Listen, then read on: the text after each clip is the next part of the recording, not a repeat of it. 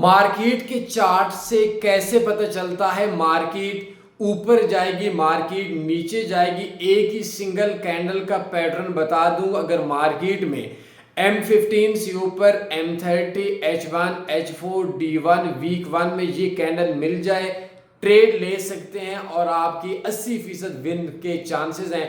आसान सी ट्रेड है।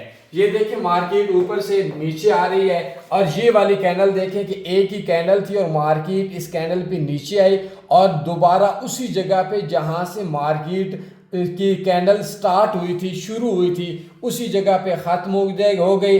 इस कैंडल के 2 से 3 पिप नीचे स्टॉप लॉस लगाकर मार्केट के अंदर बाय कर सकते हैं और इस सिंगल मार्केट में ट्रेंड रिवर्सल पैटर्न को हैमर पैटर्न बोलते हैं। ये मार्केट में आ जाए तो आप मार्केट में 1-2% ट्रेड लेने के बाद इस पे ट्रेड ले सकते हैं। 80 से 85% चांसेस हैं मार्केट में विन करने के। मजीद एक कोर्स है इंतहाई एडवांस लेवल का, बायो में मेरा व्हाट्सएप नंबर है, उस पर आप ले सकते हैं। शुक्रिया।